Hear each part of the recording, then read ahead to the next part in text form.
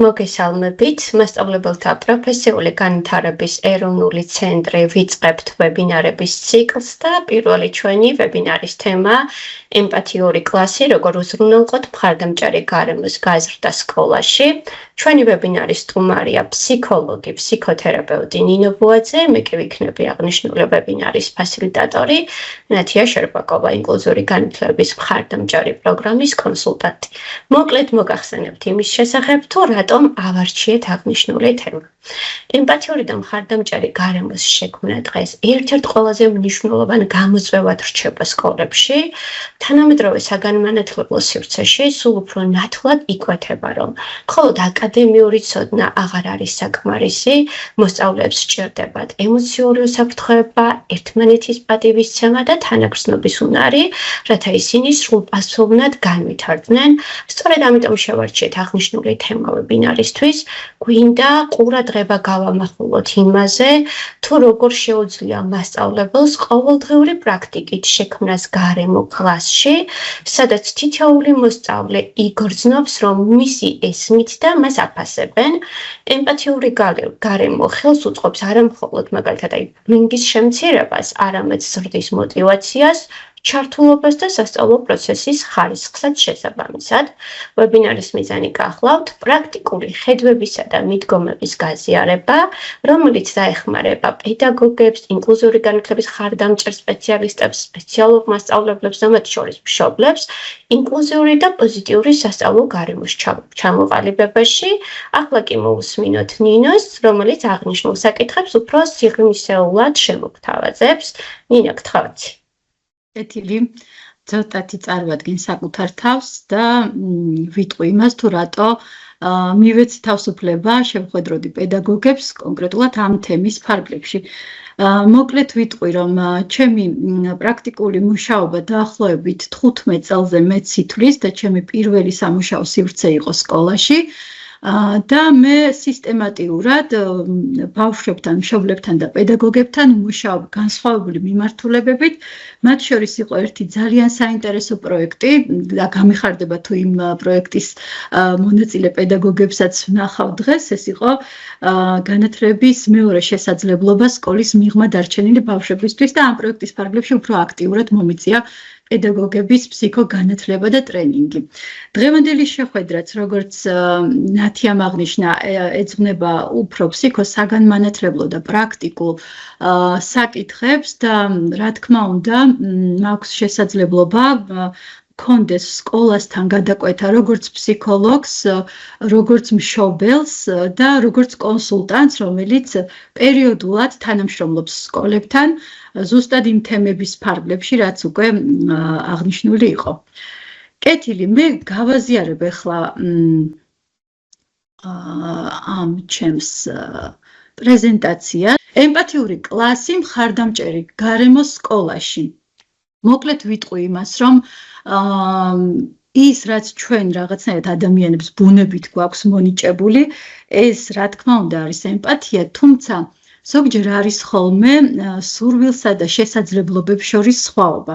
ძალიან ხშირად კომუნიკაციის ნაწილში, ტრენინგზეც მშობელს, ბავშვთან, პედაგოგს, მშობელთან თუ მოსწავლესთან, აი ამ ფრაზას ხშირად ვისმენ, რომ ეს არ უნდა გექნა, ან ესე არ უნდა გააკეთო, მაგრამ ცოტა ნაკლები აქცენტია ხოლმე გაკეთებული, როგორ სჯობს რომ გააკეთდეს, როგორი ფორმით არის უკეთესი რომ მოხდეს შეთავაზება და იმედი მაქვს რომ დღეს აი ამაზე უფრო მეც ვისაუბრებ. რახან დასაწყისში აქცენტი იყო სტიგმაზე და დისკრიმინაციაზე, ძალიან მოკლედ შევეხები ამ საკითხს და ვიტყვი, რომ ეს არის ფიზიკური, სოციალური თვისება, ნიშანი, რომელიც ახდენს სუბიექტის ან ჯგუფის სოციალური იდენტობის დევალვაციას და დისკრედიტაციას. მიუხედავად იმისა, რომ განათლების სამინისტროს ძალიან ესეთი ამაყი ღირებულებაა და ინკლუზიური განათლების ღირებულება და ვფიქრობ, რომ თითოეული ადამიანის ღირებულება უნდა იყოს ის, რომ განსხვავებულობა არის ნორმა და დარწმუნებული ვარ არაერთ არაფორმალურ შეხვედრაზე, თუნდაც თქვენი კლასის შეხვედრაზე ძალიან ხშირად გაგიჟღერებიათ, რომ ჩვენ თუნდაც გარეგნულად ერთმანეთისგან განსხვავდებით და ჩვენი აღზრდის სტილით, ჩვენი ცოდნით, გამოცდილებებით განსხვავდებით და ეს არის ნორმა და ამ ნორმის მართლა შიგნიდან მიღება უნდა შეგვეძლოს. მიუხედავად ამ ყველაფრისა, ჯერ კიდევ სახელმწიფოების დონეზე, რელიგიის დონეზე, ოჯახების დონეზე, ინდივიდის დონეზე მაინც ხვდებით სტიგმატიზირებულ გარემოს და ბავშვებს, რომლებიც რაღაცნაირად ესე გარიყულები არიან გარკვეული ნიშნით, ხო? თვით სტიგმატიზაციაც არსებობს ესეთი სიტყვა და ეს არის ზუსტად ის პროცესი, როდესაც გარემოს გავლენით, ზოგჯერ გაუცნობიერებელი ფაქტორებით, ჩვენ თვითონ თავად ადამიანები აღვიქვამთ საკუთარ თავს უღირსად, უმნიშვნელოდ და გაუფასურებულად. ბავშვებზე, როდესაც ვსაუბრობ და რაც უფრო მეტი დრო გადის, გულწრფელად რომ გითხრათ, ბავშვებსა და ზრდასრულებს შორის სხვაობას უფრო ნაკლებად ვხედავ, მაგრამ რა თქმა უნდა, იმ თვალსაზრისით, თუ რამხელა გავლენა შეიძლება კონდეს გარემოს ბავშვზე და ზრდასრულზე, შეგვიძლია ძალიან მკაფიო ხაზები გავავლოთ, იმიტომ რომ ცხადია გარემოს შეფასებას და გარემოს ინტენსივობას, უფრო ესე ვიტყოდი, უფრო დიდი გავლენა აქვს ბავშვზე, ვიდრე ზრდასრულზე, თუმცა მაინც ამოვიდოდი ინდივიდუალური მახასიათებლებით და სუბიექტის განვითარების ეტაპების გაზიარებით და განხილვის შემდგომ. თვით სტიგმატიზაციის მოტივები არის დაბალი თვითშეფასება, როდესაც ვამბობ, რომ არ ვარ სასურველი, არ ვარ ლამაზი, არ ვარ მისახები გარემოსთვის, ვერ გავიმაჯვებ, არ ვუყვარვარ, არ შევეფერები, არ შემომხედავენ მე როგორც ლამაზს ან ჭკვიანს, ხო? მე მეგობრებიან იმიტომ რომ მაქვს ფული, ან იმიტომ მიწერენ მაღალ ფულებს, რომ ვარ პედაგოგის შვილი, ან რა ვიცი, ცნობილი ადამიანის შვილი, ხო? ეს თვით სტიგმატიზაციის მოტივები არ არის მხოლოდ და მხოლოდ რაღაცა ერთი წყაროს გავლენა. ეს შეიძლება იყოს აბსოლუტურად უსაფრთხო, ერთი შეხედვით ძალიან სუბუქი კომუნიკაციის გავლენა, რამაც შეიძლება გამოიწვიოს ეს თვით სტიგმატიზაცია, იმიტომ რომ ადამიანების აღქმა მაინც ყოველთვის არის სუბიექტური და ამაზე აუცილებლად ვისაუბრებ დღეს და ამ სუბიექტურ აღქმაში შეიძლება წამოვიდეს აი ესეთი არაობიექტური შეხედულებები საკუთარ თავზე. რა არის იდენტობა, ხო, საიდან ყალიბდება მე? მე ყალიბდება, რა თქმა უნდა, ბავშვობიდან და მეტიც მუცლად ყოფნის პერიოდიდან, როდესაც ადამიანის სასურველია თუ არა თავისი პირველი გარემოსთვის, ამ შემთხვევაში დედისთვის და მამისთვის, ზუსტად აი აქ ყალიბდება ეს საკუთარი თავის აღქმა, თუმცა რა თქმა უნდა ეს საკმარისი არ არის.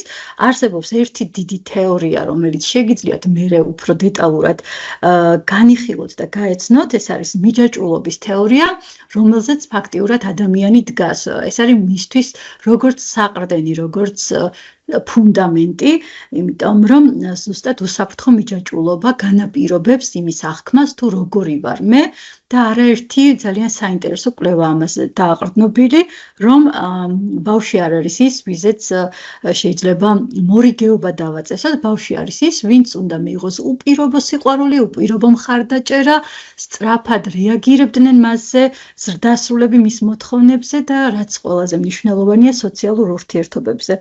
ამას წინათ ერთი მოზარდი მიზიარებდა თავის გამოცდილებას, აირჩია ესეთი არაფორმალური განათლების ფარგლებში თემა ბედნიერება მსოფლიოს სხვადასხვა ქვეყნებში და აზიარებდა იმ მიგნებებს, რომელიც მას ჰქონდა აი ამ კვლევის შედეგად და ზუსტად ამ მიგნებაში იყო ერთ-ერთი ძალიან საინტერესო ბოლო კვლევა, სადაც აღნიშნული იყო, რომ ადამიანისთვის ბედნიერების ინდექსის განმსაზღვრელი და სიცოცხლის ხანგრძლივობის განმსაზღვრელი არ არის არა კვება ან ვთქვათ ფიზიკურად აქტიური და ჯანმრთელი ცხოვრება ან რამდენად რეალიზებული, არამედ სოციალური ურთიერთობები და უსაფრთხო მიჯაჭვულობაც იწყება ზუსტად ამით, ადამიანი უსაფრთხოდ და საკუთარ იდენტობასთან კომფორტულად და მისაღებად გრძნობს თავს, როდესაც გარემოს მხრიდან ხდება მისი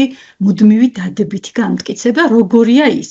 არა შედარება ან რაღაცა მაღალი სტანდარტების დაწესება, არამედ უბრალოდ როგორია და საოცრად რეაგირებენ ბავშვები, როდესაც ძალიან ჩვეულებრივ თვისებაზე გავაკეთებთ ხოლმე აქცენტს. ერთ-ერთი მე ესეთი არაფორმალური შეხვედრების ფარგლებში მაქვს მოზარდებთან ურთიერთობა ყოველ შაბათ-კვირას და ზუსტად იქ, როდესაც ვთხოვ, რომ დაასახელონ ერთი თვისება, რომელიც საკუთარ თავში მოსწონთ, ეს იმდენად რთული აღმოჩნდება ხოლმე ზუსტად იმიტომ, რომ მუდმივად არიან დაკავშირებული რაღაცა კონკრეტულ აკადემიურ მოსწრებასთან. თუ კი გაუმართლად და რაღაცაში არიან წარმატებულები, მე კარგი უნარები მაქვს მათემატიკური ან ვიღაცას ქართულის და ბიოლოგიის და ასე შემდეგ, მაშინ ძალიან მყარად გრძნობენ თავს და თუ კი ისე არის, რომ აკადემიურად არ გრძნობენ კომფორტულად თავს და არ არიან თვითკმარნი, ამ შემთხვევაში ძალიან უჭირთ ხოლმე საკუთარი ძლიერი მხარეების დასახელება და მე ყოველთვის მომყავს მაგალითი და ეხლაც მინდა გავაზიარო, მე მყავდა ძალიან საინტერესო მათემატიკის მასწავლებელი, რომელსაც ძალიან მეშინოდა, მაგრამ ის ყოველთვის გამოყოფდა ჩემი თვისებას, რომელიც საერთოდ არ იყო დაკავშირებული მათემატიკასთან და ზუსტად იმიტომ, რომ ის ხედავდა ჩემში იმაზე მეც, ვიდრე კონკრეტული უნარებია საგნის და კომპეტენციები, ეს იყო ჩემთვის უაღრესად მნიშვნელოვანი თვით იდენტობისთვის, საკუთარი თავის აღქმისთვის. პიროვნული გაუფასურების განცდა სტიგმის ბაზისური მახასიათებელია და ამის საპირისპიროა ზუსტად ის, რომ თუ მე რომელიმე საგანში არ ვარ საკმარისი და პირდაპირ ამით ვფასდები და პირდაპირ ესე ვიწებებ საკუთარ თავს, რომ მე არ ვარ საკმარისად კარგი, მაშინ ჩემი თვითაღქმა და საკუთარი იდენტობის განცდაც არის ძალიან გაუფასურებული, ხო? და ამიტომაც აქვთ უაღრესად დიდი რესურსი პედაგოგებსაც, მშობლებსაც, რომ ბავშვებში გამოყონ ის მახასიათებლები, რომ ემპათიურია, რომ კარგი იუმორის გრძნობა აქვს, რომ მეგობრულია, რომ ხარდამჭერია, რომ ზრუნველია, ხო, რომელიც არ უკავშირდება უშუალოდ რომელიმე საგანს, არამედ მის პიროვნულ მახასიათებელს გამოკვეთს. ერთი ესეთი შემთხვევა მახსენდება, ჩემი ძმისშვილის დაწყებითების პედაგოგმა მთხოვა კლასში რაღაცა გუნდური აქტივობების ჩატარება და იმ კლასში მახსოვს ერთ-ერთი მოსწავლის ნახატები იყო გამოფენილი და როდესაც ეს ნახატები შევაქე, პედაგოგს უთხარი, რომ გამეხარდებოდა თუ ჩემი ძმისშვილის ნახატებსაც ვიხილავდი აქ და მან დამიდასტურა, რომ კი, არ ვიცოდი ერეკლე თუ ხატავ და იმიტომ რომ იქ არ ჰქონდა ერეკლეს ამის შესაძლებლობა გამოევლინა საკუთარი თავი. და დაახლოებით ერთი კვირის შემდეგ ჩემი რძალი მეუბნება, რომ რა მოხდა იმ შეხვედრაზე, იმიტომ რომ რაც დასრულდა ის გაკვეთილი, იმის შემდეგ ერეკლეს ხატვა არ შეუწყვეტია, ხო? იმის თქმა მინდა, რომ შეიძლება ბავშვი საერთოდ არ იყოს არც ერთი ნიშნით გამორჩეული, თავის შესაძლებლობებს ვერ ავლენდეს და არ იყოს მაღალი აკადემიური მოსწრების, თუმცა ეს არ ნიშნავს, რომ ზუსტად იმიტომ, რომ არ არის მაღალი აკადემიური მოსწრების, ის უნდა იყოს გაუფერულებული და ფონში გადასული ბავშვი.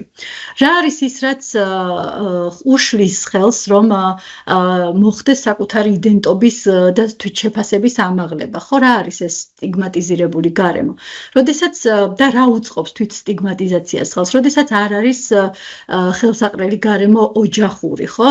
ხშირი კონფლიქტებია, არ ცალიად ბავშვისთვის, არის მუდმივად შედარება, ვიღაცას ბაძავენ, რომ აი შენ ახლა იმისი მამიდაშვილი ხარ და აუცილებლად უნდა მისი მსგავსი იყო, აღზრდის სტილი, რომელიც ალბათ თქვენთვის ძალიან ნაცნობია, ხო, დირექტიული აღზრდის სტილში, ან იქ, სადაც უგულებელყოფილია ბავშვი, ან თავისუფალი აღზრდის სტილი, სადაც არანაირი ჩარჩო არ არის და ცოტა ექსპერიმენტულია ბავშვთან ურთიერთობა, იქ არ არის ზუსტად ის განცდა, რომ მე სასურველი ვარ, მე ვუყვარ ვარ, ჩემი პიროვნული მახასიათებლები არის წამყვანი. მუდმივი სტრესის გარეშე, რა თქმა უნდა, არ ვარსებობთ, ხო? და თქვენ ძალიან კარგად იცით, ვინც ეს სიტყვა შემოიტანა ჰანსელია, მან თქვა, რომ ცოცხლობდე ნიშნავს განიცდიდე სტრესს, მაგრამ აქ არის საუბარი, როდესაც ხანგრძლივია სტრესი. ერთი და იგივე გარემოში სტრესული გარემოა, რა თქმა უნდა, მაგრამ სადღაც არის უფრო მხარდამჭერი გარემო და სადღაც არ არის მხარდამჭერი გარემო და რა თქმა უნდა ბავშვისთვის შეიძლება თუ კი ოჯახში არის გარკვეული გამოწვევები სკოლა იქცეს მისთვის ნაკლებ სტრესულად და უფრო მეტად მხარდამჭერ გარემოდ, ხო?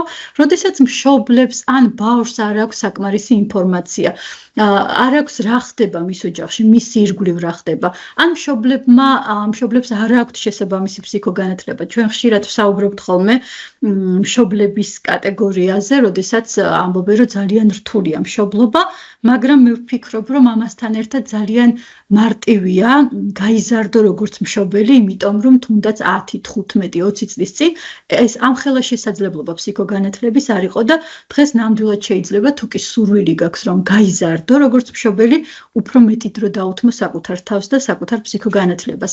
კრიტიკა, შედარება და მუდმივი დამცირება. კომუნიკაციის, პოზიტიური კომუნიკაცია, ამის საპირწონეთ რა არის კარგი, რა არის დადებითი იმისთვის, რომ ბავშვს ჰქონდეს საკუთარი თავის აღქმა, აზროვნების ტიპი. აზროვნების ტიპში ვგულისხმობ იმას, რომ ძალიან ჯანსაღი და ეფექტურია, როდესაც ბავშვებს ვაძლევთ შესაძლებლობას მათთვის კომფორტულ საკითხებზე იფიქრონ, არა პირდაპირ მივაწოდოთ მზაპასუხები, არამედ იფიქრონ, გამოიტანონ დასკვნები, შეაჯამონ, ქონდეთ კრიტიკული აზროვნება, რაც ძალიან წამახალისებელია. მე მახსენდება ბოლო გამოცდილებები, რასაც ბავშვები აზიარებენ, მაგალითად ძალიან მომეწონა და ვეძები მასწავლებელს, შეიძლება ბევრი მასწავლებელი აკეთებს ესე. ერთ-ერთი შეხვედრიდან, როდესაც მოზარდებმა გადაწყვიტეს შეხვედრის შემდგომ გასვლა სხვა სივრცეში, ბიჭმა აღნიშნა, ერთ-ერთმა ბიჭმა აღნიშნა მონაწილემ, რომ დღეს მე ვერ წამოვალ თქვენთან, იმიტომ რომ ხვალ მაქვს ვარსქენ პიტიახში სუფლებები დასაცავი და ეს ისე მომეწონა და ისე აღფრთოვანდი, ისე მომინდა რომ ისი კლასელი ვყოფილიყავი ან მისი მასწავლებელი, ხო? დებატების ფორმატით ბავშვის გაძლიერება და მისი განსხვავებული აზრის პატივისცემა, ეს არის საოცარი რამ, რაც შეიძლება რომ ბავშვმა საგაკვეთილო პროცესში მიიღოს.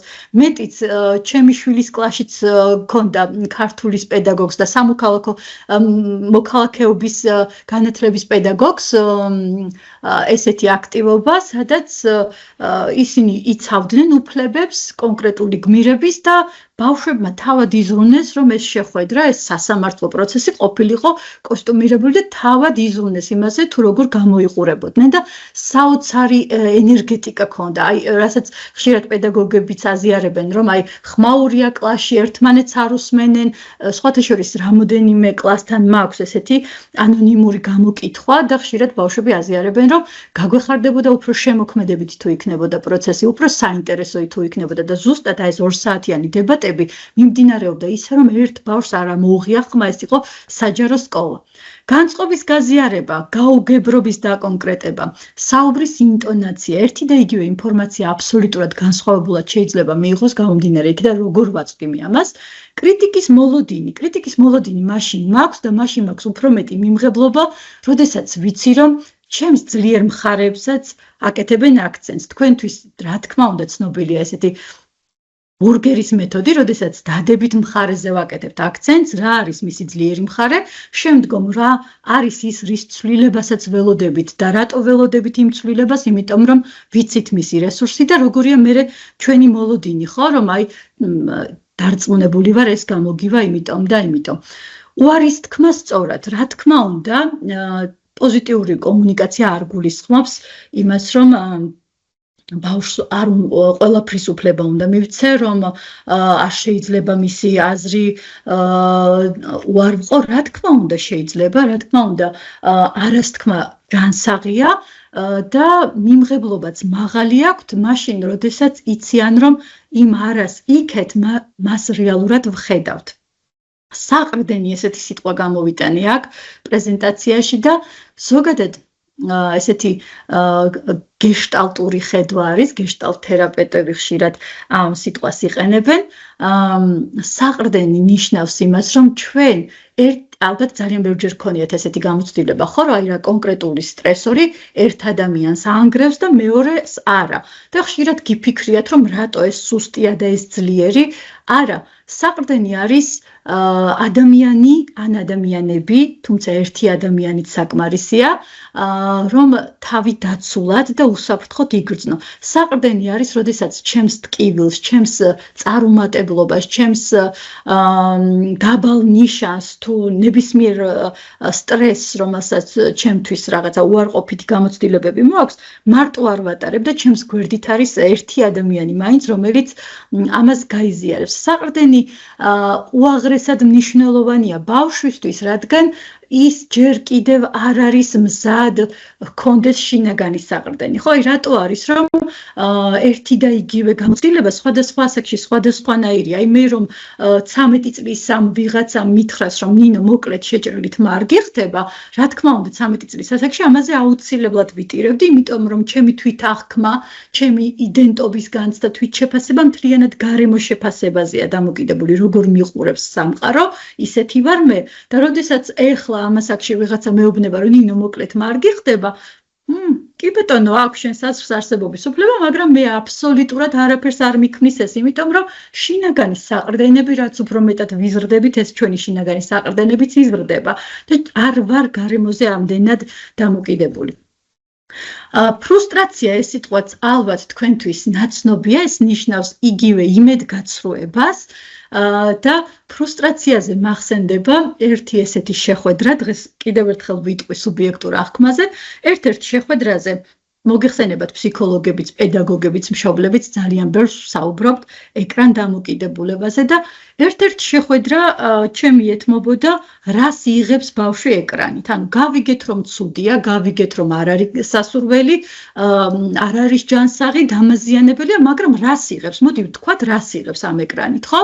და ნუ იქ იყო რაღაც ფაქტორები, რასაც იღებს, ვთქვათ, ადვილი ჯილდო, შექება, რაღაცა ეტაპიდან ეტაპზე გადასვლა, мотивация, გარესტიმულები, სოციალური მიმღებლობა, ხო, მათი ასაკის სხვა წევრებიც ამაზე საუბრობენ და იყო საუბარი რა არის ის, რაც შეიძლება ჩვენ შემოვიტანოთ ბავშვის ცხოვრებაში, იმიტომ რომ რაღაცნაირად ესე აღმოჩნდა, რომ ონლაინ ცხოვრება უფრო მარტივია, ვიდრე ოფლაინ ცხოვრება. და ხო არ არის რაღაცები, რაც უნდა გავითვალისწინოთ, რომ უფრო გამარტივდეს, უფრო მარტივად დაჯილდოვდეს, უფრო მარტივად მიიღოს გარკვეული უკავშირები და როდესაც ეს გარემო, სადაც ბავშვია, მისთვის უფრო მეტად მაფრუსტრირებელია, ძალიან ადვილად დგება იმედგაცრუება, სადაც ძალიან დიდი შრომა ჩადო და ვერ მიიღო მისთვის სასურველი, სადაც მისთვის ძალიან მნიშვნელოვანი იყო გარემოს მხარდაჭერა და გარემომ ვერ უზრუნველყო და ამის საპირწონედ ონლაინ ცხოვრებამ ეს ადვილად დაუდასტურა, ზუსტად აქ მოდის ეს ფრუსტრირება, რომ აღარ შემოვალ ამ ცხოვრებაში და ვიჯდები იმ ეკრანთან, იმიტომ რომ იქ უფრო ადვილია გარკვეულწილად ჩემი სურვილების და მოთხოვნილებების დაკმაყოფილება. ფრუსტრაცია, რა თქმა უნდა, ზრდის აგრესიას. რატომ არის, რომ პატარა ნაბიჯებიც უნდა წავახალისოთ. არა მხოლოდ პედაგოგებმა, დიდი იმედი მაქვს, რომ დღეს აქ მშობლებიც გვესწრებიან, მშობლებმაც, ანუ ჩვენ კი ვუსახავთ ბავშვს, რომ შენ ეს უნდა გააკეთო და სასურველია თუ ამ შედეგზე გახვალ, მაგრამ აი ამ კონკრეტულ წერტილამდე შუაში რა ნაბიჯებიც გადადგი, ხო?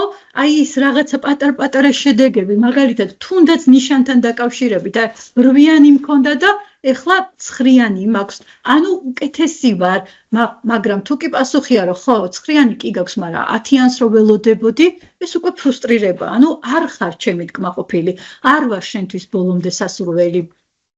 და ეს იწვევს ფრუსტრირებას, რომ რაღაცა ვცადო, იმიტომ რომ აი ეხლა რაც ვცადე, ესეც არ დააკმაყოფილა და ამაზეც არ მომცა შესაბამისი უკავშირი მშობელმა თუ პედაგოგმა.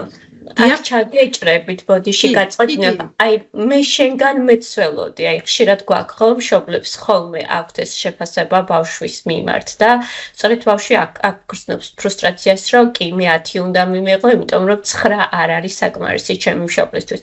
ნუ აღნიშნული ფრაზაც რა თქმა უნდა იწვევს ფრუსტრაციას ბავშვთან მიმართებაში, იმიტომ რომ გონია რომ ის ვერ გადის შედეგზე, რადგან მისგან ყოველთვის იმედზე მეტ ზელიან სამწუხაროდ, ვიდრე ეს მას შეუძლია. როგორც სწორად გავიკეთე შენი საუბარი. დიახ, ზუსტად ეს და კიდევ რა იცი, აი ეს ნაწილი რომ შეიძლება დავისწავლო, რომ ვიცი რომ უნდა შევაქო, მაგრამ აი არაჩვეულებრივად ფლობენ ბავშვები ჩვენი სხეულის ენას, ხო? მოვიდე და მეუბნება 9 მივიღე. კარია. არ გაგეხარდა? არა, როგორ არ გამეხარდა? რა ვიცი, 10 რომ მივიღებ ხოლმე, სახე გინათდებათ. ანუ ეს მართლა შიგნიდან შინაგანი მიმღებლობა უნდა მქონდეს. მართლა უნდა განვიცდიდე, მართლა უნდა ვგრძნობდე ამ სიხარულს. რატომ მოვიყვანე პარალელი ამ ონლაინ და ეკრანის და რეალობის? იმიტომ რომ ზუსტადაც ეკრანისთან კონტაქტის დროს თამაშებში ისინი იღებენ ისეთ ძლიერ სტიმულებს, რომ გადავიდე შემდეგ ტურში, რომ რაღაცა გაიმარჯვა, მე ერთმანეთს უდასტურებენ, შენ სათხარ, რომელ ტურში ხარ, მე ეს გამომივიდა, ის გამომივიდა, რომ თუ კი იქ ადვილად ვიღებ შექებას, თუ კი იქ პატარა ნაბიჯები წახალისებულია, იქ ვიქნები, სადაც თავზე ხელს მისვავენ და აქ რაღაცა ისეთი დაკვეთები მაქვს ამ დედაჩემს ან ამ ჩემ მასწავლებელს, ხო, რომ აი ყველაზე მომაკვდინებელი ჩემთვის იყო მეტიც შეგეძლო. ან არ არის გამართული ხუთიანი. ყველაზე მტკივნეულად მახსენდება ცეკვის წრე, სადაც აი ძალიან რომ მოვინდომებდით ბავშვები, აი ძალიან რომ ფიზიკურად დავიხარჯებოდით, არასდროს ჩვენი ცეკვის ქორეოგრაფს არ ქონდა ეს დადასტურება, რომ ხო, კაი იყო, მაგრამ აი ეს მაგრამ უკვე შექება აღარ არის. ხო, აი სადაც შემოდის მაგრამ დღეს კარგად დავალაგე სახლი. კარგად დაალაგე, მაგრამ აი გუშინაც ხო შეგეძლო. აბა ვნახოთ ხვალ რა იქნება. იქ სადაც მაგრამ შემოდის, იქ უკვე შექება აღარ არის და ვეღარ განვიცდი იმ სიხარულს, რასაც სხვა შემთხვევაში, როდესაც მეტყოდი, რომ ვაუ, რა მაგარია ეს, რა კარგად გამოგივიდა, ხო? რა კარგად იცეკვე, დღეს საოცარი იყო, როგორ შეძელი ეს, ხო? აი ეს ნაწილი არის უაღრესად მნიშვნელოვანი და არა ის, რომ თქვათ რაღაცა დამიკვეთო. ძალიან მაღალი სტანდარტი, რომელსაც ვერ ვასრულებ, ან ვასრულებ, იმიტომ რომ როგორღაც გამოვიწვიო შობლის, ბებიის, ზრდასრულის ხო, ჯილდო რაღაცა აღიარება, ხო? კეთილი.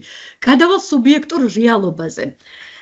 სუბიექტური რეალობა არის ის, რასაც ჩვენ ვამბობთ, რომ ჩვენთვის ეს ობიექტურად ესეა, ყოველთვის სუბიექტურია და ისევე როგორც ემოცია, ასევე ჩვენი აღქმა რეალობის არის ძალიან სუბიექტური.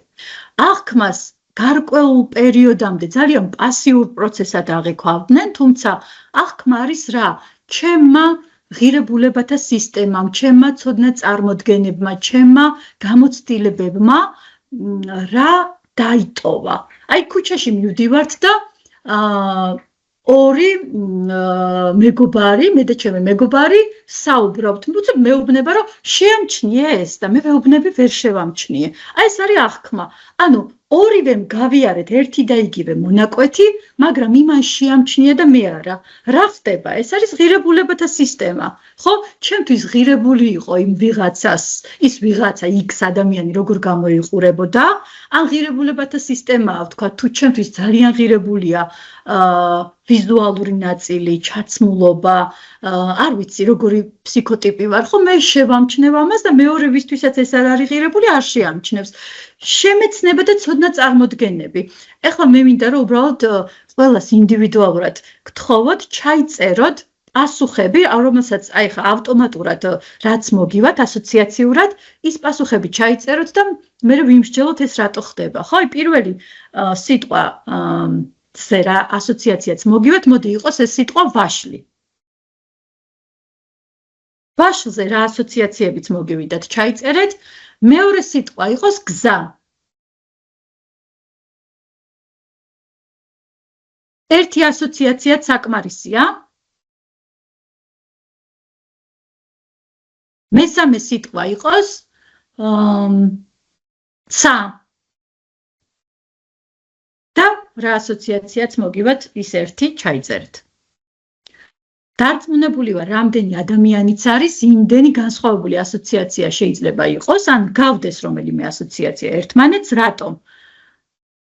ღირებულებათა სისტემა გვაქვს სხვა, ცოდნა წარმოდგენები გვაქვს სხვა, აღქმის თავისებურება სხვა, წარსული გამოცდილება სხვა, კულტურული მახასიათებელი სხვა და განწყობა სხვა.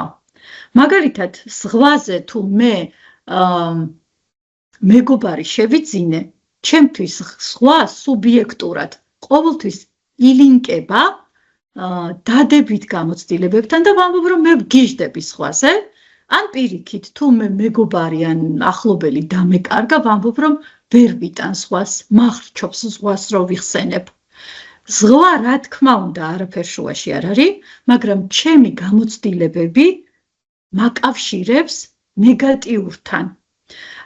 ერთი გოგონა მეუბნება, რომ ძალიან მიყვარხართ, იმიტომ რომ ჩემს ბებიას გავხართ. სუბიექტურად ჩემთვის ბებიასთან შედარება შეიძლება ასაკთან შედარებაა და საერთოდ არ იყოს დადებითთან დაკავშირებული, მაგრამ ზუსტად ვიცი, რომ ის ბავშვი სიყვარულს გრძნობს, თუმცა ეს სიყვარული შეიძლება ჩემთან არ იყოს დაკავშირებული. მისი სუბიექტური აღქმა. ან პირიქით, ვიღაცა მითხრას, რომ იცი რა, ნინო ერქვა ჩემს, რა ვიცი, გეოგრაფიის მასწავლებლებს, რომელმაც არაფრით არ დამიწერა მაღალი ქულა და ვერ ვიტან ყველას, ვისაც ნინო ქვია.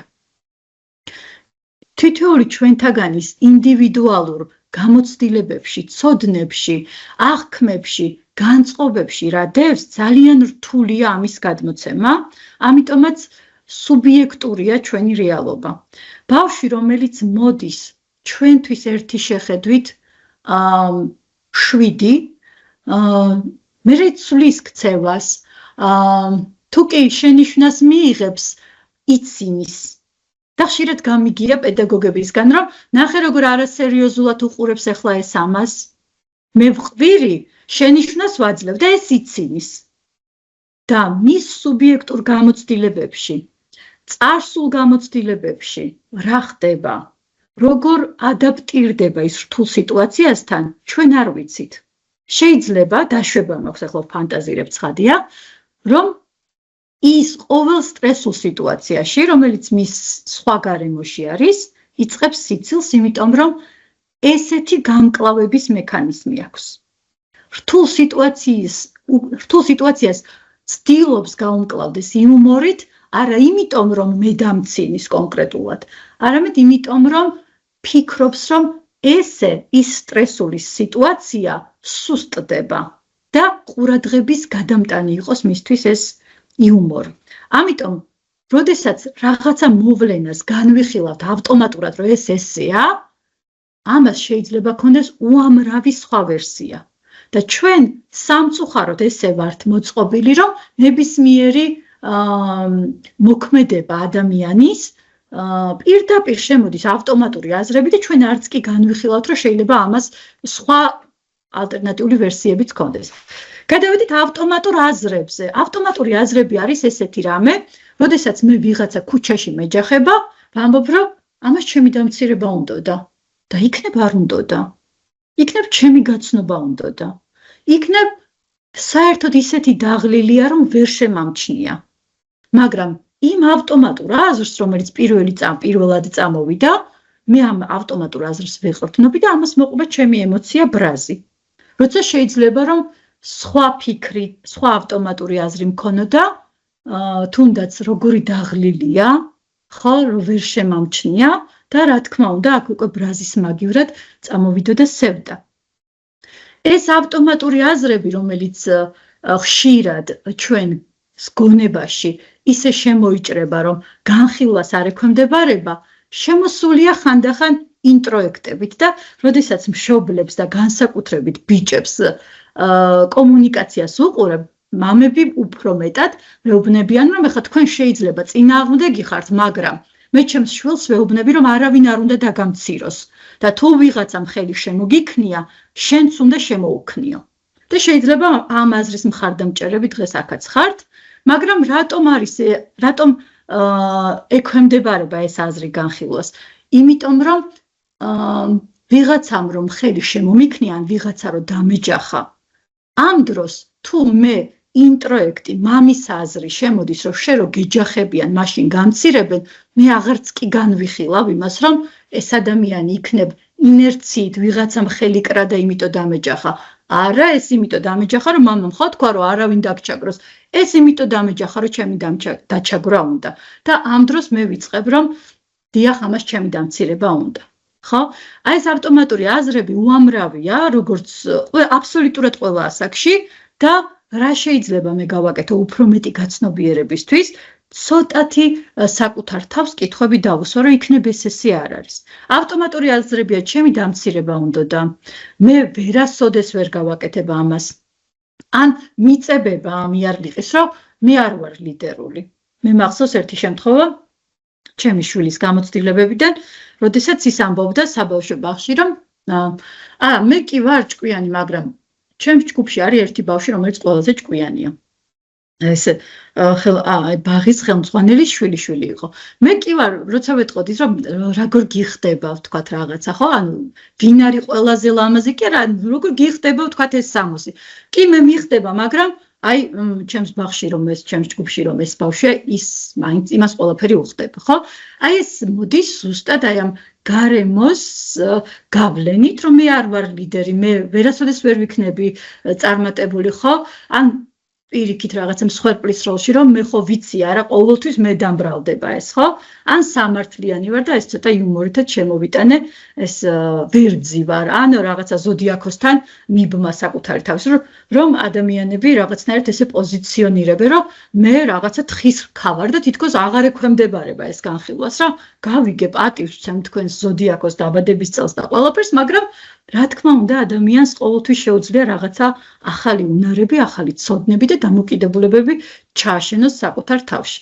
როგორ გადავამოწმო? ახლა ეს ავტომატური აზრი ძალიან კარგი და პრაქტიკული სავარჯიშოა, თუ კი თქვენს რომელიმე ავტომატურ აზრს აიღებთ და გადაამოწმებთ, ეს ძალიან დაგეხმარებათ სხვა შემთხვევაშიც ხანდახან კითხვის ნიშანი დაუსვათ თქვენს ავტომატურ აზრებს. მაგალითად, ჩემი ავტომატური აზრია მე ვერასოდეს ვერ ავიღებ მართვის მოწმობას, იმიტომ რომ ჩემს გამოცდილებაში იყო რამოდენიმე ავარია და მე მაქვს ესეთი განზოგადება, რაც აზროვნების შეცდომაა, რომ მე თუ საჭესთან დავჯდები, აუცილებლად რაღაცა მომივა. ეხლა კითხვა ამასთან დაკავშირებით, ხო საკუთარ თავს უნდა კითხო, ეს ფაქტია, რომ რაღაცა მომივა თუ აზრია? ცხადია აზრია და არა ფაქტი, ერთი შემთხვევა ყველა შემთხვევას არ ნიშნავს, მეორე რას ეფუძნება ჩემი დასკვნა? რას ეფუძნება და აი რამოდენიმე შემთხვევა ხო მომივიდა რა და ეს ახლა ალბათ ყოველთვის ესე იქნება. რა დადებითი და უარყოფითი მხარეები აქვს ასეთ ფიქრებს? დადებითი მხარე ალბათ არაფერი არ აქვს გარდა უარყოფითისა, რომ მე არც კი ვცდილობ რაღაცა ინიციატივა გამოვხატო და ავიღო მართვის მოწმობა. მეოთხე ყურადღებას მხოლოდ სუსტ მხარებზე ხომ არ ვამახვილებ და მავიწყდება ჩემი ძლიერი მხარეები. მაგალითად, ძლიერი მხარეა, რომ ადვილად შემიძლია კოორდინირება, ვთქვათ, ხო? ძალიან კონცენტრირებული ვარ და ყურადღების გამამხვილება შემიძლია და ეს როგორც წესი ძღოლისთვის დადებითი უნარებია. კი, მხოლოდ სუსტ მხარეებზე ვამახვილებ, რომ ეს არ გამომივა, იმიტომ რომ წარსულ გამოცდილებაში ეს იყო. ხომ არ ვიდანაშაულებ თავს იმის გამო, რაც ჩემი ბრალი არ არის. რა თქმა უნდა, ვიდანაშაულებ და ვამბობ, რომ არა, მე ხო არ გამომივა, იმიტომ რომ მე ხო ესეთი ამბავი შემემთხვა, ხო? თითქოს ჩემი ბრალია და საერთოდ არაფერ კავშირთან არ არის ეს ამბავი ჩემთან, ხო? მხოლოდ უარყოფითზე ვარ კონცენტრირებული, ცხადია, მხოლოდ უარყოფითზე ვარ კონცენტრირებული და ვამბობ, რომ არ გამომივა. ხომ არ ვფიქრობ, რომ არაფრის შეცვლა არ შემიძლია. რა თქმა უნდა, ვფიქრობ, რომ არ გამომივა და არაფრის შეცვლა არ შემიძლია. ხომ არ ვცდილობ მომავლის წინასწარმეტყველებას ნაცვლად იმისა, რომ ვცადო და ვნახო რა მოხდება. დიახ, ვცდილობ მომავლის წინასწარმეტყველებას. რა გადავამოწმე მე? გადავამოწმე, რომ ის ინტროექტი, რომელიც მე მაქვს, ის ავტომატური აზრი, რომელიც ჩემმა გამოცდილებებმა მომიტანა, შეიძლება ამას კითხვის ნიშანი დავუსვა და უთხრა, რომ ნინო, იცი რა, ესე არ არის და მოდი ცადე. ცადე უბრალოდ და თუ გამოვა, თუ არ გამოვა და უბრალოდ შენს ჯობია ინანო ის რომ ცადე, ვიდრე ის რომ არასდროს არ ცადე, ხო? მეგონა ეს არის ესეთი პროექცია, მეგონა რომ აი ეს კაცი რომელიც მირბოდა, მეგონა რომ რა, პროექცია არის ჩემსას, როდესაც ვაწებებ სხვას. თუ მღვდელი ვარ, ვამბობ, რომ ის კაცი აუცილებლად გარბის ეკლესიაში. მასწავლებელი თუ ვარ, ვამბობ, რომ ის ალბათ სკოლის მასწავლებელია და დააგვიანდა გაკვეთილზე. ქურდი თუ ვარ ვამბობ რომ ამ კაცმა რაღაცა გააფუჭა და გატეხა ალბათ სახლი. პოლიციელიც თუ ვარ ამას ვამბობ რომ რაღაცა ხო არ შეეშალა ამას და რაღაცა ხო არ მოიპარა სად გარბის. ეს არის პროექცია და ამ პროექციებით სავსეა ჩვენი ცხოვრება.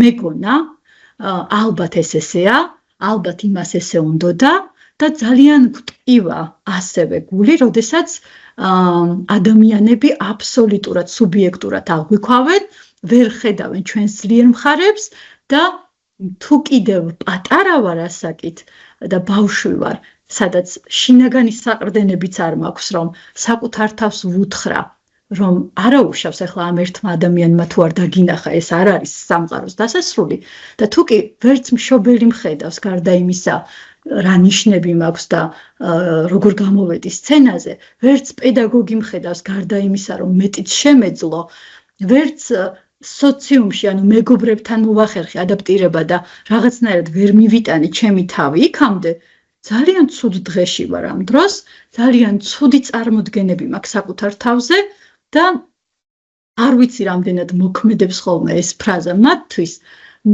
მათზე, მაგრამ ხშირად ვამხნევებ ბავშვებს ამ სიტყვებით და არა მხოლოდ ბავშვებს, ცხადია დასრულებსაც და მოზარდებსაც, რომ როდესაც გიყურებენ, ეს ჯერ კიდევ არ ნიშნავს, რომ გხედავენ. იმიტომ რომ ადამიანმა შეიძლება ძალიან ბევრი პროექცია, საკუთარი სუბიექტური აღქმა მოგაწებოს და იქიდან არც ერთი შენი არ იყოს. ძალიან კარგად ჟღერს, მაგრამ მერწმუნეთ, ალბათ თქვენ გამოცდილებაშიც უამრავი შემთხვევა ესეთი, ეს ძალიან რთულია, რომ ადამიანის პროექციები და იარლიყები, რომელიც მოგაწება ამ შეხედულებებისგან განთავისუფლდა და თქვა, რომ ეს აზრი ეხა შე რომ მითხარი, რომ ესეთი ვარ, ესეთი არ ვარ, იმიტომ რომ ეს ჩემი არ არის, ეს არის ის, რაც შენ გადაწყვიტე, რომ მე ესეთი ვიყო და მე მომაწებო. მოკლედ კონფლიქტსაც შევეხები, ოღონდ არა ესეთი გაშლილი ფორმით. ზოგჯერ ისეც ხდება, რომ ჩვენი ძირეული ემოციები საიდან მოდის, რაზე გავღიზიანდით და განსაკუთრებით ძალიან დადებითად მოქმედებს ხოლმე ბავშვებზე მაგალითები, ვეუბნები, რომ ვთქვათ, გაკვეთილი ვერ მოყევი და უკმაყოფილო ხარ საკუთარი თავით.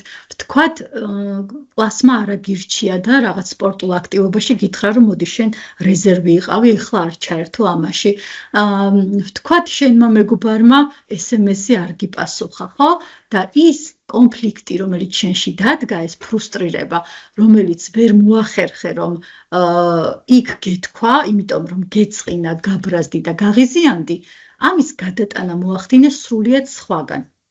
დასაწყისში ნათიამ ახსენა ბულინგი და ძალიან ხშირად ზოგჯერ პედაგოგები თავსაც იდანაშაულებენ, რომ რა ხდება, ეს ჩვენი ბრალია. ჩვენი ბრალი არ არის, ბულინგი არის ადგილი სკოლაში გამოხატული ძალადობის ის ფორმა, რომელიც ყველაზე მარტივად შეძლო.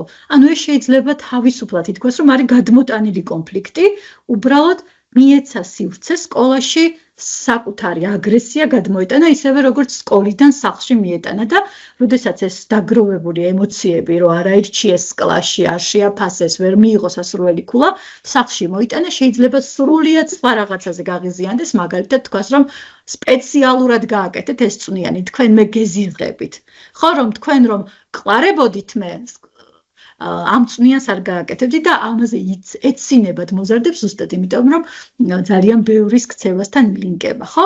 ზოგჯერ არ ვიცით, საიდან წამოვიდა ეს, იმიტომ რომ გამკლავების მექანიზმია გავწიოთ ჩვენი პრობლემა, ან დავხუფოთ, ან შევინახოთ და ამას ესე არ გამოვხატავ. ღიად იქ, სადაც ამაზე გავბრაზდი. ერთ-ერთი ძალიან საინტერესო გოგონა, რომელიც იტალიიდან მერთვებოდა, უწუხდა იმის გამო, რომ მე ჩემი კლასელები არ მიცნობენ. კი მყავს მეგობრები, მაგრამ ჩემი კლასელები არ მიცნობენ და როცა ვეუბნებოდი, რომ რა გიშლის ხელს, რომ გააცნო მათ თავი, მეუბნებოდა, რომ იცი რა მე მგონია, რომ ვერ ვახერხებ მათთან გამოვხატო ჩემი უარყოფითი ემოციები, რომ რაღაცებზე ვბრაზდები, რაღაცები მეზიზღება, რაღაცაზე სევდიანი ვარ და ვინაიდან ისინი ყოველთვის ცდილობენ, რომ ჩემში დადებითი დაინახონ და მეც რაღაცნაირად დადებითად გამოვხატო საკუთარი თავი, ამის გამო მე ვმალავ ჩემს ემოციებს მათთან. და მივადგეთ ისეთ მნიშვნელოვან თემას, როგორც არის ემოციური ინტელექტი. ეს სიტყვა, რა თქმა უნდა, უამრავჯერ გსმენიათ, ემოცია წარმოადგენს სუბიექტურ რეაქციას მნიშვნელოვან მოვლენაზე, რომელიც ხასიათდება ფიზიოლოგიური ცვლილებებით, მათ შორის ქცევის სფეროში.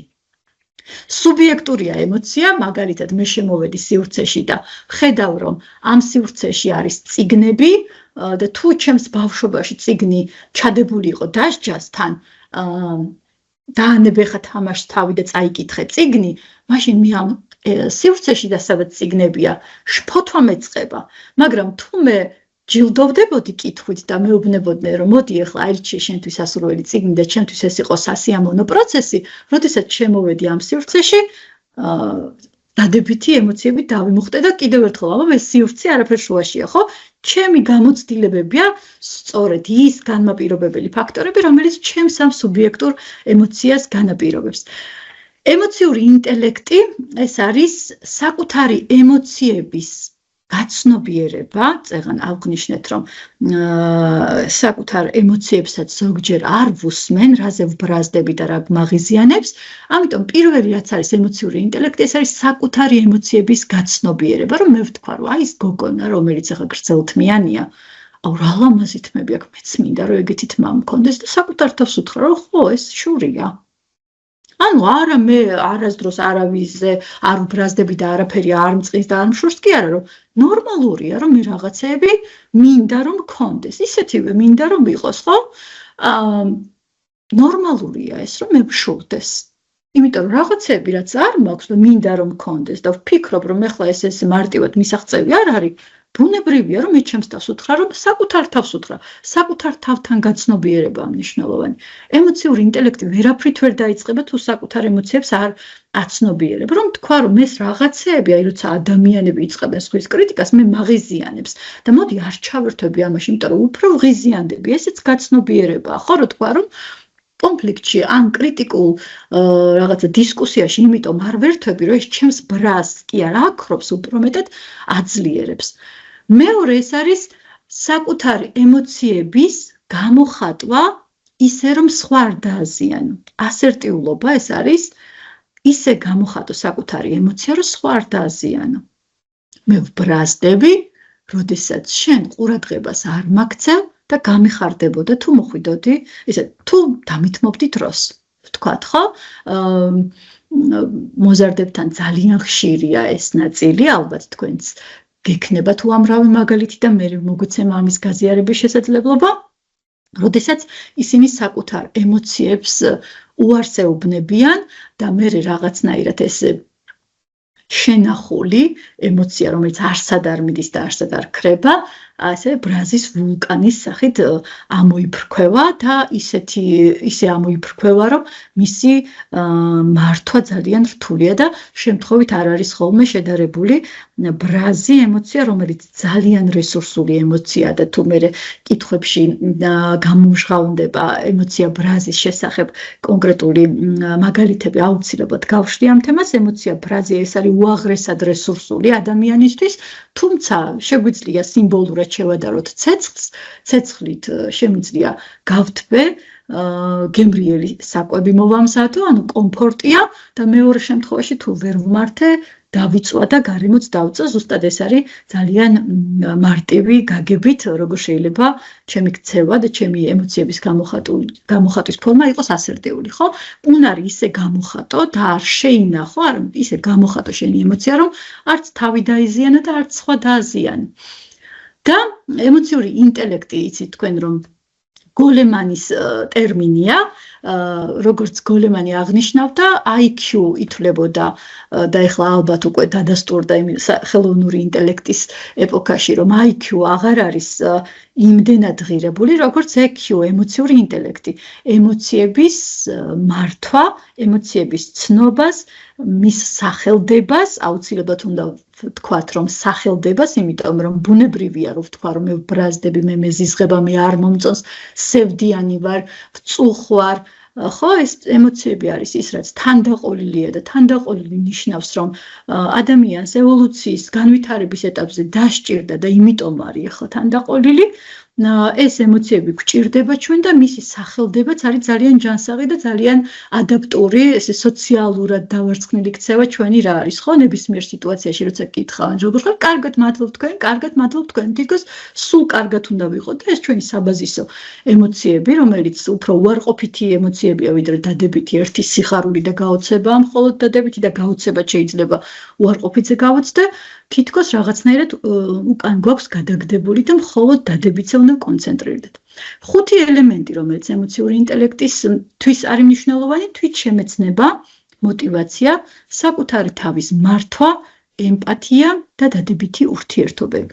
ემპათიაზე ვიტყვი ცოტა იმას, რომ ეს არის ის, რაც შეიძლება ცხადია განავითარო, თუ კი მე ამას არასდროს არ ვუთმობ დროს და რაღაცნაირად ეს სტერეოტიპული ხედვა საქართველოში, რომ როდესაც ბავშვები მოყავთ ფსიქოლოგთან, ფსიქოგანათლების თუ თერაპიის მიზნით, ძალიან ხშირად მშობლები ესე პოზიციონირებენ, რომ აუ გეხვეწებით რა, ძალიან ემოციურია და იქნება რაღაცა უშველოდ და თითქოს ეს ძალიან ემოციურობა უარყოფითს ნიშნავს და როდესაც მშობელს ვეუბნები, რომ ძალიან მიხარია თუ თქვენი შვილი ბრაზს გამოხატავს, იმიტომ რომ 100-ჯერ უფრო მეტი სამუშაოა იმ ბავშვთან, რომელიც ბრაზს არ გამოხატავს, ცოტა გაოცებული და რაღაცა სკეპტიკური რჩება, რომ რას ქვია კაცო, ნორმალურია ბრაზს რო გამოხატავს, ისვრის ეს ბავშვი რაღაცებს, ხო, დიახაც ნორმალურია, იმიტომ რომ ამ კონკრეტულ ადამიანს ისე არა აქვს დაიგნორებული ეს ბრაზი, რომ ჩათვალო, რომ არა.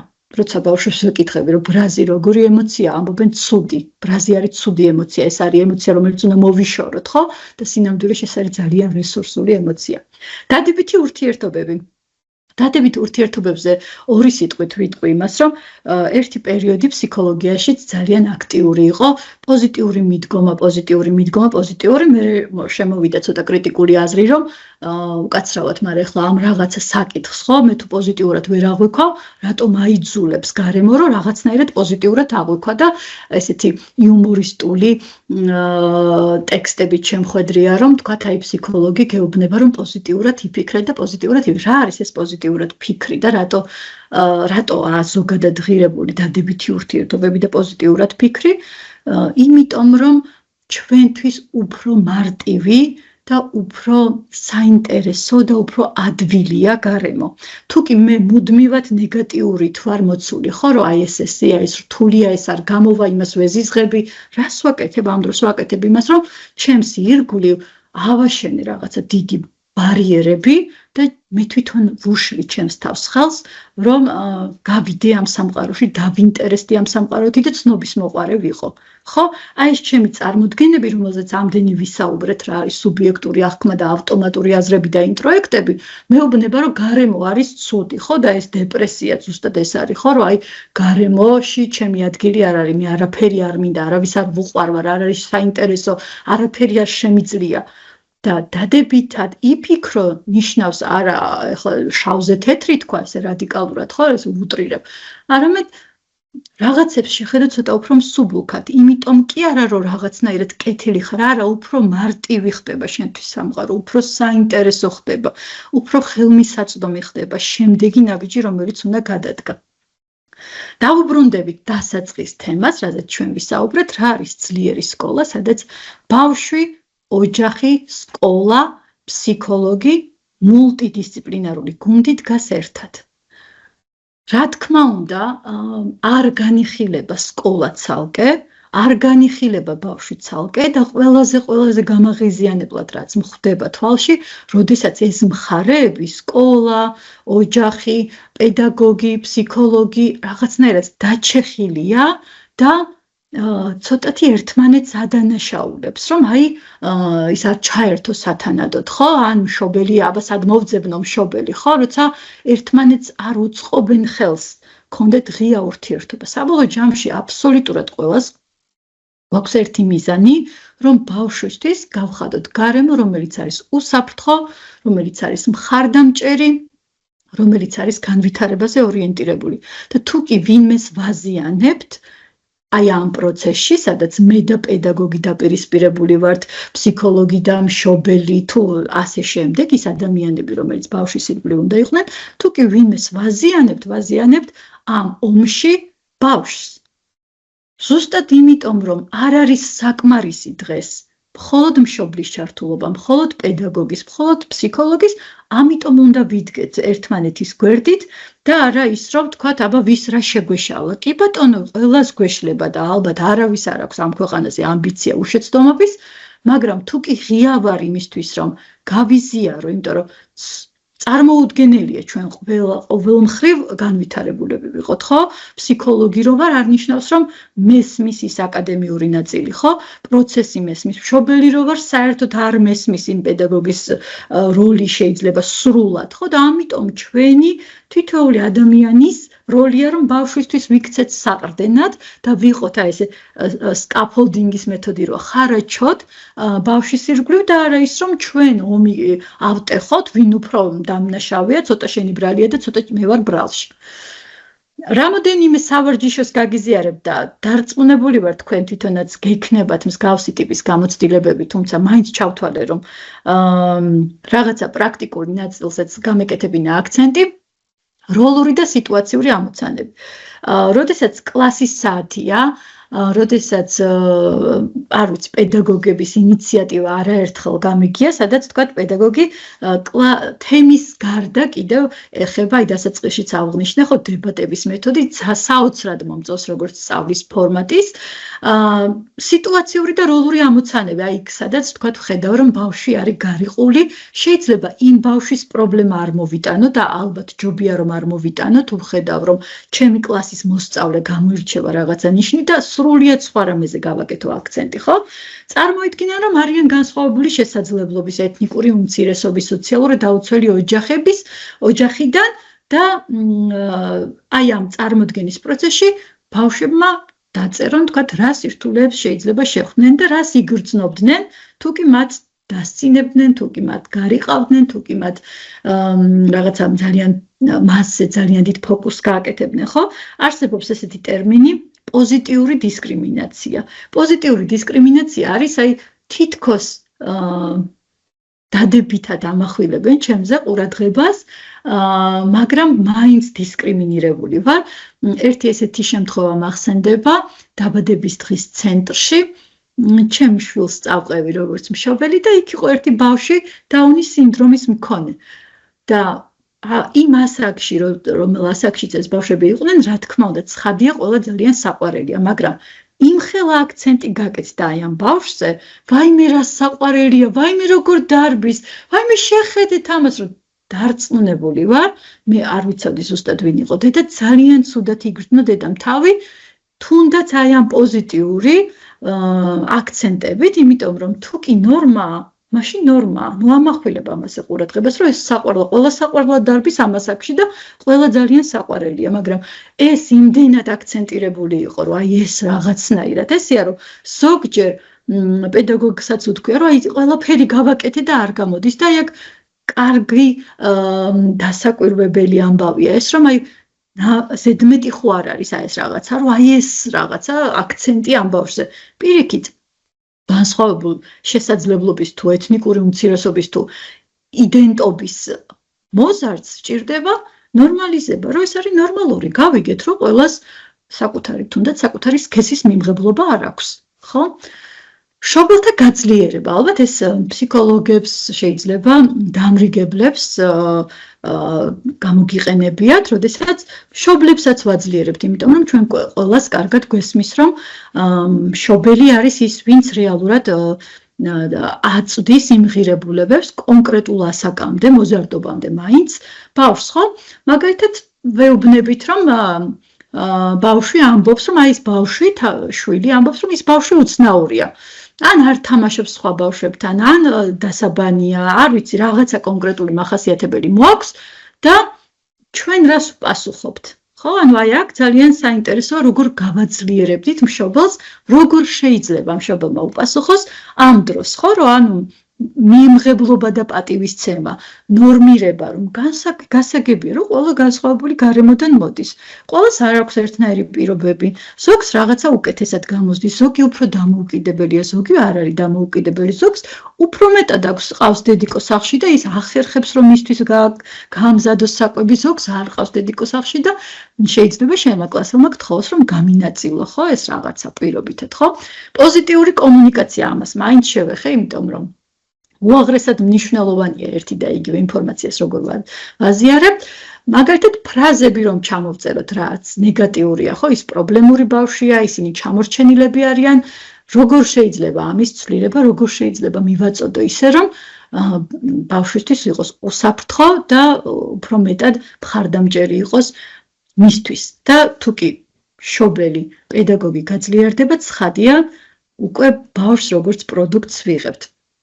გუნდური აქტივობებისთვის, ბავშვების შეჭიდულობისთვის, ბავშვების ერთმანეთის მიღებისთვის, რა თქმა უნდა, არაფორმალურ გარემოში, ექსკურსია იქნება, თეატრი იქნება, ნებისმიერი ვორქშოპი, სადაც შეიძლება რომ ბავშვები შედგნენ ერთმანეთის გვერდით, დადგნენ, გამრავალფეროვნონ საკუთარი გამოცდილებები, ერთმანეთს და საკუთარ თავს შეხედონ აბსოლუტურად სხვა რაკურსით, იმიტომ რომ სკოლა მაინც რაღაცა ძალიან კონცენტრირებულია აკადემიურ მხარეზე და თუ კი ვხედავთ, რომ ჩვენ კლასი დაყოფილია, დაჩეხილია პატარ-პატარა ჯგუფებად, როგორ შეიძლება, ხო, რომ შევკრათ და შევქმნათ მათ ისეთი გარემო, სადაც თქვათ, სხვანაირად დაინახავენ და განსხვავებულად აღმოაჩენენ საკუთარ თავს და ერთმანეთს. და ბოლოს ჩემი ესეთი მოწოდება იყავი საყრდენი ბავშვისთვის, გურამ დოჩანაშვილის არაჩვეულებრივი ციტატით მინდა დავასრულო, ის ნიადაგი, სადაც მცენარე მტაცებელი იზრდება, არის ცუდი, მცენარის ბრალი კი არა ამწერებს, რომ ხოცავს და ისე იკვებება, ნიადაგის ბრალია. კარგად დაიმახსოვრე ეს. მეც ვფიქრობ, რომ ბავშვების ბრალი არ არის, თუ კი მათ რაღაცა ეშლებათ და ჩვენ გვაქვს უაღრესად დიდი როლი და პასუხისმგებლობა ჩვენი სახით შევთავაზოთ მათ ზუსტად ის ნიადაგი, რომ არ გაიზარდონ მტაცებელ და აგრესიულ, არამედ იყვნენ უფრო მეტად პოზიტიურები, მხარდამჭერები და ერთმანეთის მიმღებლები. მადლობა. დიახ. მადლობა ნინო, რომ ასე საინტერესოდ წარმოგიდგინე აღნიშნული თემა და ესეც სიღრმეებში ჩაგვიყვანე შენთან ერთად. კიდევ ერთხელ უხრმესი მადლობა.